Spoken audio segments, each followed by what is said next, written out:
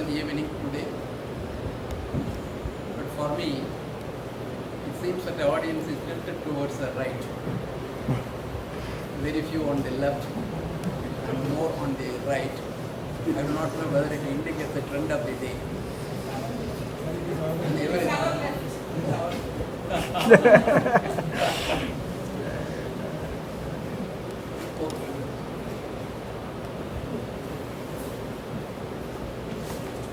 You are all well-informed audience.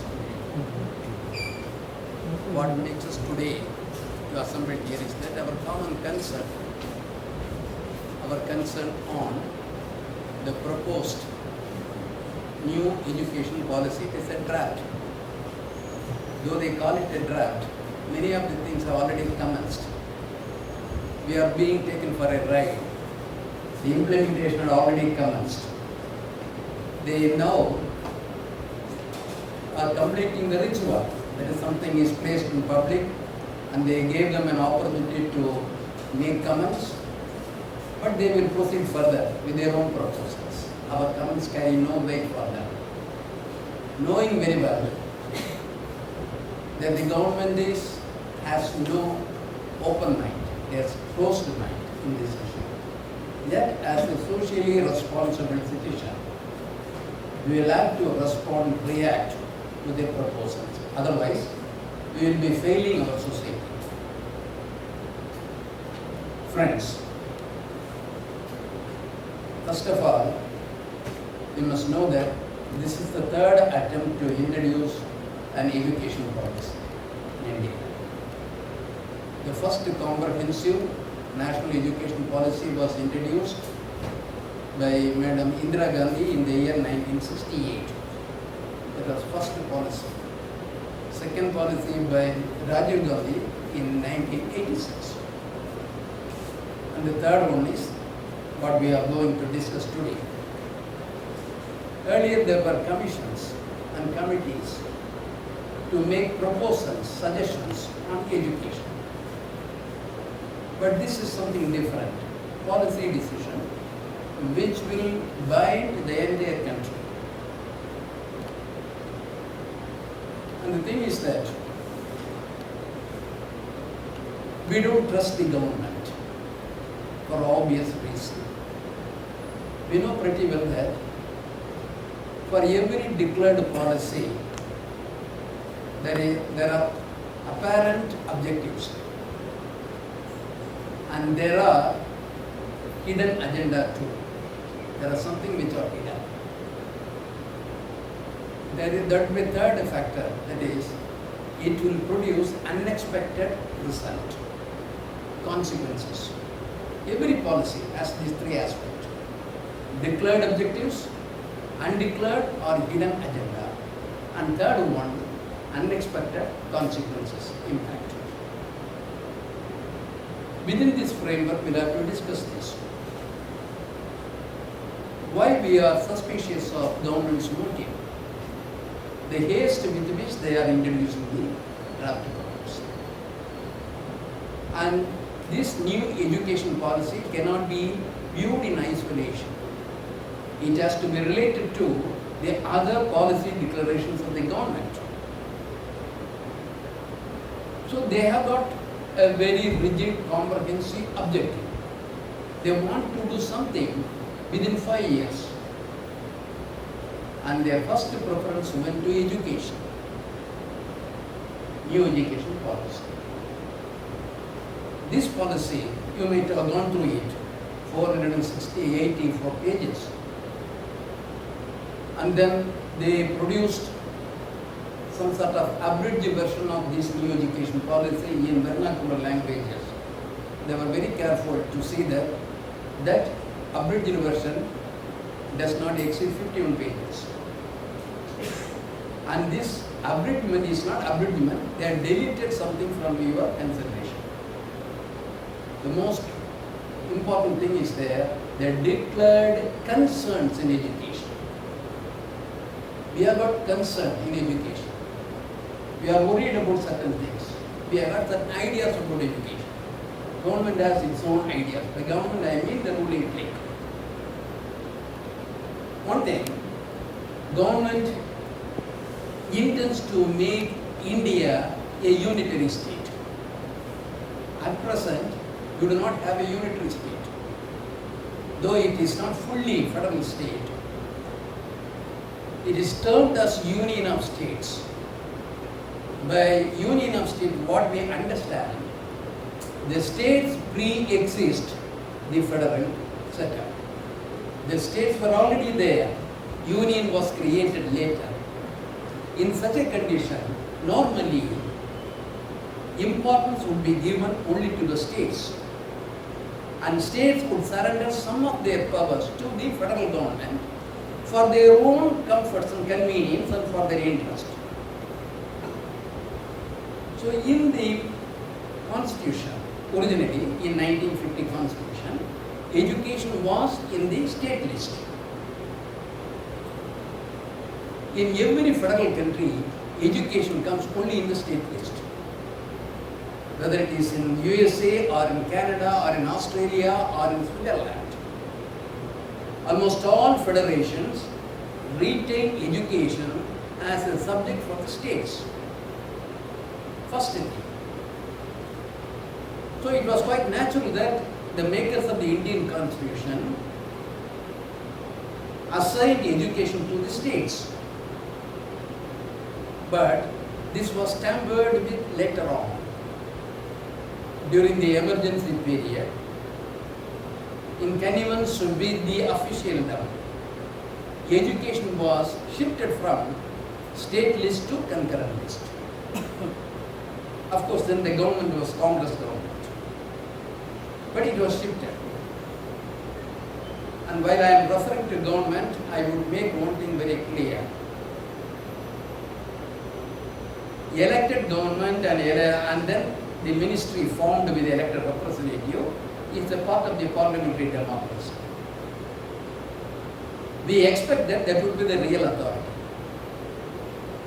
But in India, for the past 2000 years, whoever rules the country, the real power is wielded by somebody else who is assisting the government, the bureaucracy. For the past 2000 years, whatever may be the regime, whether the so-called Buddhist regimes, or the Golden Age Guptas, or the Harshavardhana, or the Muslim period, or even the colonial period, we find the real power was wielded by the traditionally exploiting social segments. They were the real power. They would be the ministers everywhere. Whoever may be the ruler, the Greeks were ruling or the Arabs were ruling, does not matter. For the local administration, they used to depend on this influential segment. So they were influencing government policies. The same trend continues even today. We call it an independent government, a republican state, yet the real power is not with the elected representatives, but with the bureaucracy who is running the government from behind. Normally, you know that since 1990, the education commissions were headed not by academicians, but by bureaucrats or the corporates. So their interests is reflected in this government.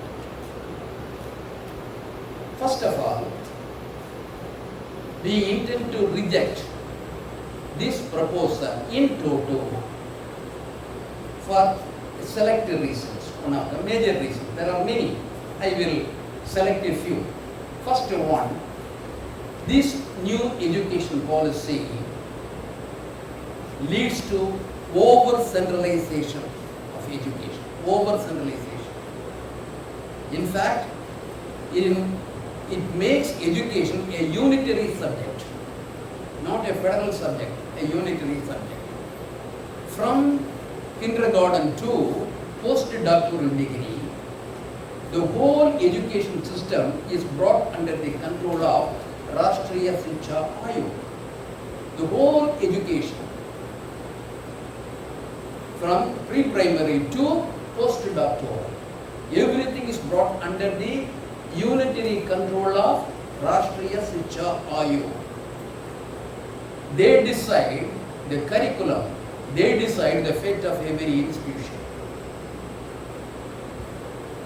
We cannot see such a thing in any other federal country, in any other democratic country. In other countries, education is decided by educationalists. President Donald Trump does not lead a committee which would control the education of the United States of America. Even the British Prime Minister would not lead a committee which would control the education of the United Kingdom. It happens only in India. The entire education system is controlled by a small body, Rashtriya Shiksha Ayog, in which there are only two permanent members, Prime Minister and the Education Minister. Now MHRD, it will be transformed into Education Ministry later, Education Minister. Then their nominees in the Niti Ayog and in the Education Ministry.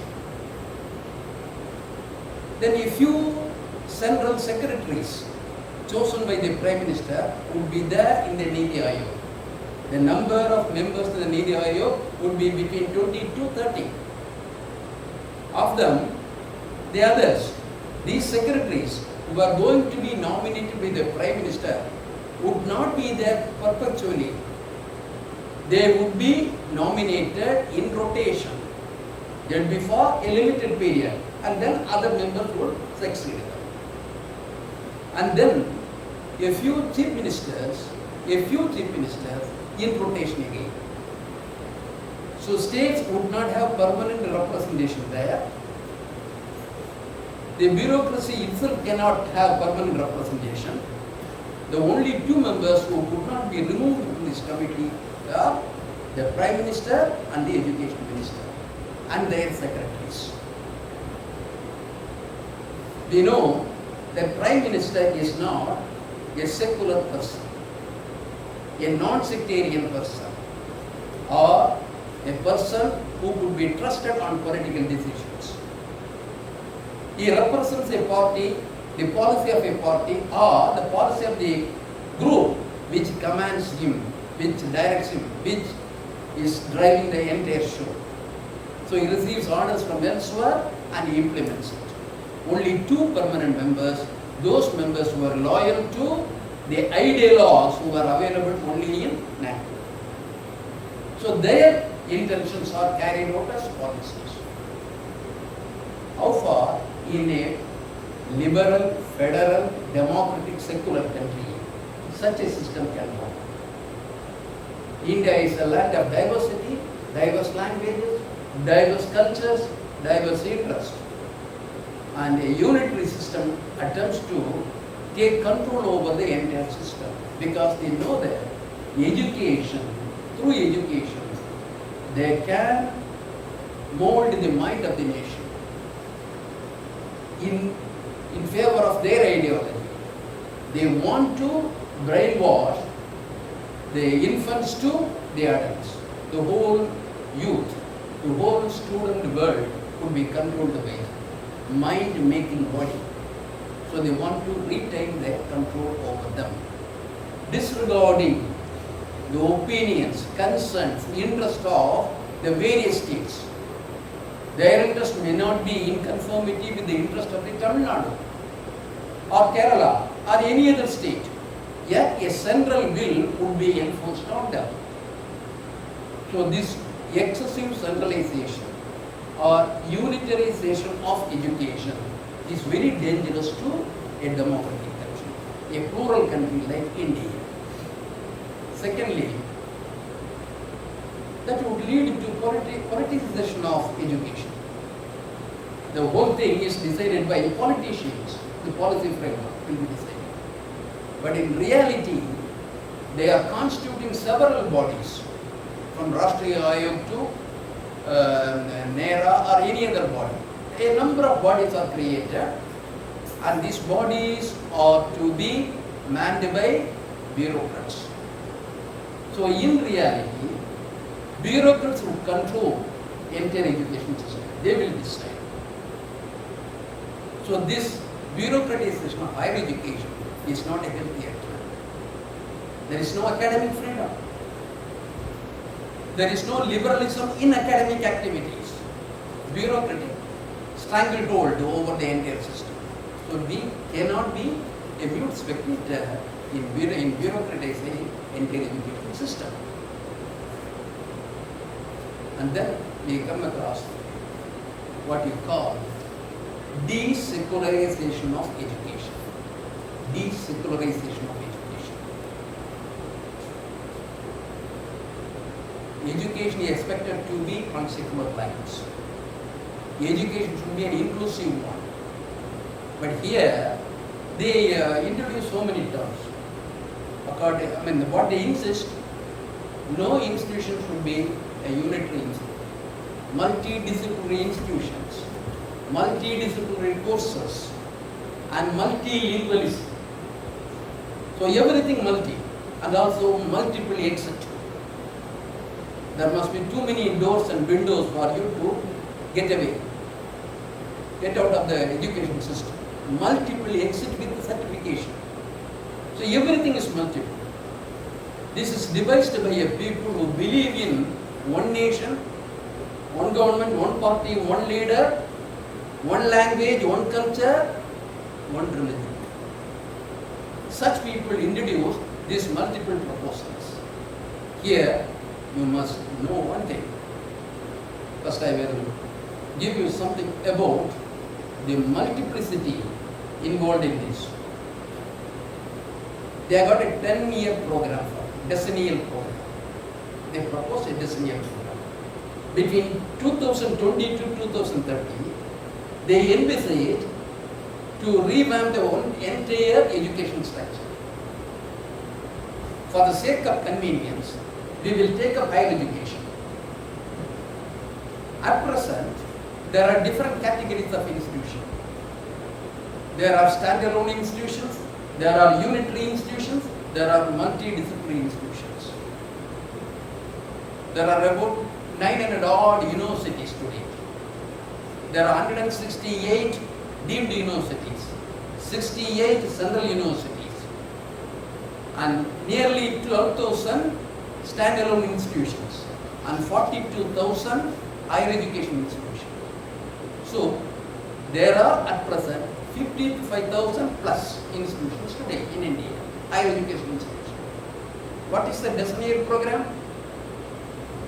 In the document, they categorically state that by 2030, they intend to prune the system in such a way that there would be from 50 to 150 or 150 to 300 type 1 institutions, type 1. That is research institutes, type 1. 150 to 300, maximum 300. Today we have got 907 universities. By 2030, there will be only about 300, the maximum 300 type 1 institutes. Type 2, there is a teaching based universities with a little research. Type 3, from 1000 to 2000. By 2030, there will be at the maximum 2000 type 2 institutions. Then type 3, all other education institutions, higher education is HEI.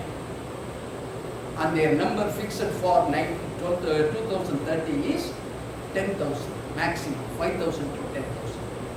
If you put together, there will be only 12,000 higher education institutions by 2030. Is it a progressive move? Our population grow, our demands grow. There are more students who need access to higher education institutions, to research. Now they plan in such a way that there would be a reduction of higher education institutions. Only 1/5 of the institution would survive by 2030. How we will react to it? And you must read along with the multiple exit. The exit commences with common examination at third standard, third class, at the age of 8. First common examination. Then 5th standard, another common examination.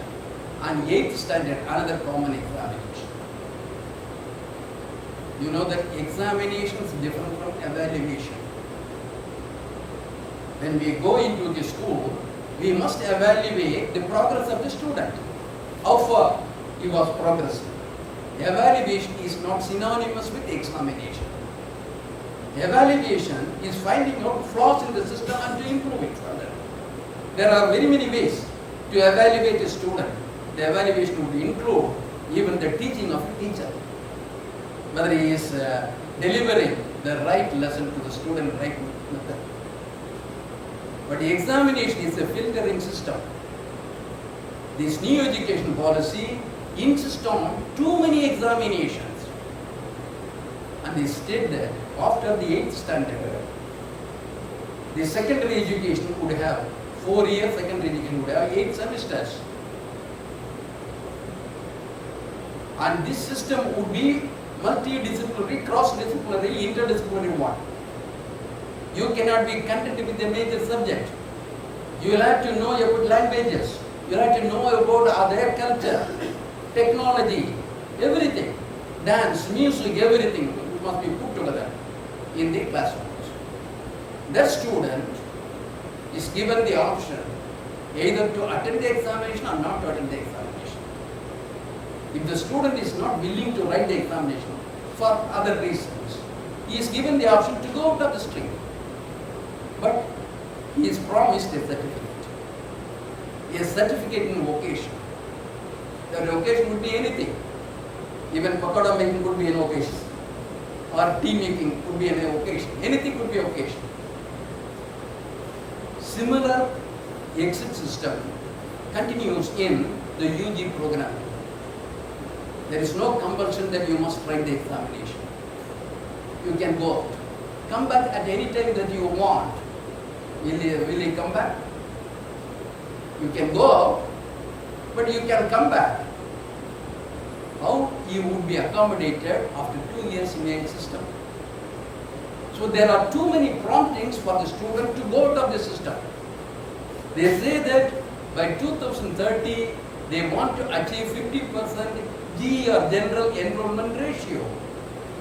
If this multiple system is there in the system, in the schools and in the colleges or in the universities, we may say that definitely there would be a general exit ratio of 50%. Not even 50% of the students who got enrolled in the schools and colleges would complete their courses. What we intend, even the lowly placed people, those segments which were deprived of education for centuries together, must be given an atmosphere where you will be able to complete schooling and complete the UG program. Instead of facilitating the completion of the courses, they are providing too many avenues for the exit. Their intent is quite clear. They do not want the backward communities, the scheduled communities, scheduled tribe and the minorities to become eligible the students in the school system or eligible graduates. They want them to be out of the stream before the completion of the course. If the system is continuing for a generation, we will be reverting to 910 AD. What condition then provide?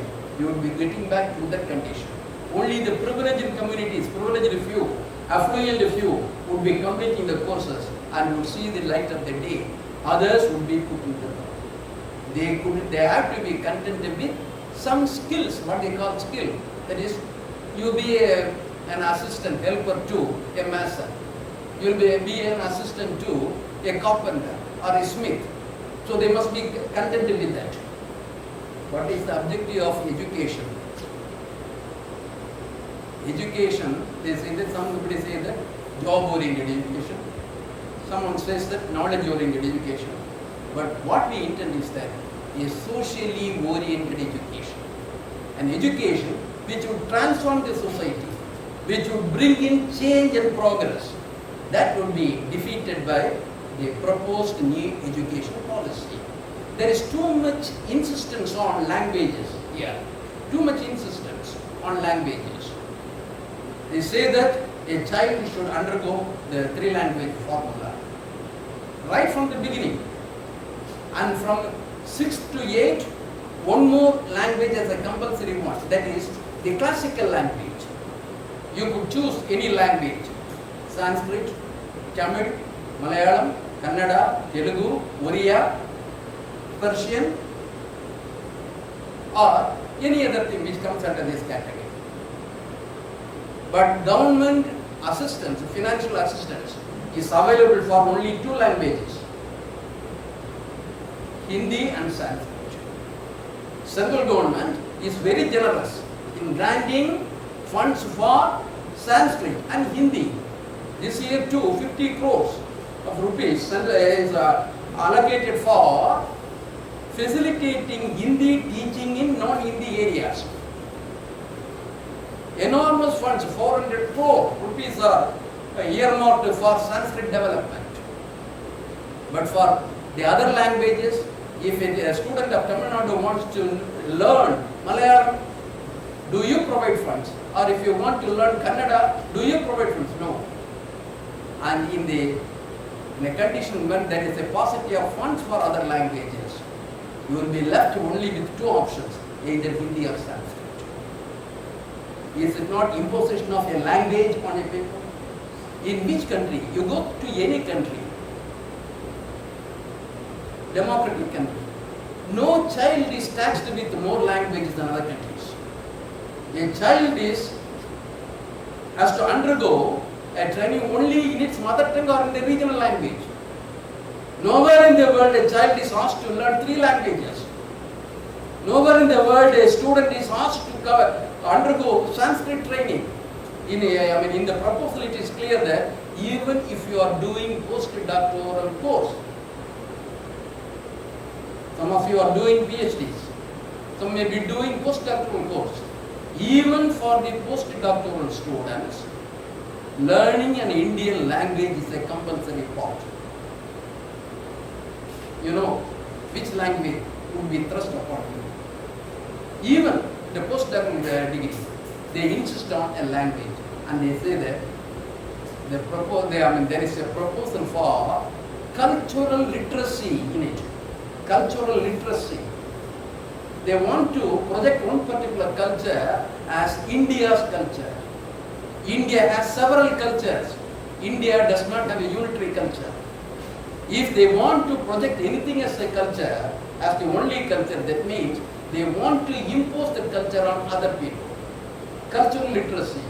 Cultural literacy should be part of education in every college. And they are ready to provide outsiders. They are outsourcing now the teaching, as they have done in the administration. Some external persons are invited to become secretaries. They are now opening these the campuses to outsiders, what they call community leaders. RSS volunteers would be there to teach you Sanskrit and culture. And no institution could function independently. They say that there will be no affiliation system. University should be confined only to teaching and research. No affiliation would be there. Every higher education institution would be independent. They could conduct their course and devise their course, conduct examination, award degrees. But in the same document says that they are not bound by the social justice laws of the state. You are not bound to reserve seats for the oppressed and depressed communities. You are not obliged to. Instead, they were to be controlled by a unitary regulatory authority, NERA, working from Delhi under the authority of Prime Minister, who nominates the members to NERA. The NERA will decide which institution must survive, which institution must be closed. With a single order, any institution could be closed. And every governing body, or even of private institutions, 2/3 members must be external elements. So no institution could have a real autonomy. They would be controlled by external elements. This is some of the proposal. and multidisciplinary UG program, they say liberal arts or liberal education, that will make you good for nothing. Because higher education is meant for focusing your attention on a particular chosen subjects. You must become expert, specialist in that. That is what higher education. But here, they degenerate the higher education system as a multiple general education. You can choose a major or a minor, but 80% of the subject will be from other areas, including dancing, music, language, culture. So our students, when they complete their course, would now become a specialist in any subject. So they are trying to make you irrelevant in the coming years. The entire generations that will follow us would be without a credible education. First, they are making us to leave the institution, dropouts. Second thing, they are making our education irrelevant to the society. So, with this few, we will, in our interaction, there are so many other things which will make us not only disgusted with the proposal. I feel that this system is actually a conspiracy to revert the Indian society to the medieval age. Unless we protest, resist and defeat it, we cannot save social justice, social equality. Rest we shall have in our discussion. Thank you.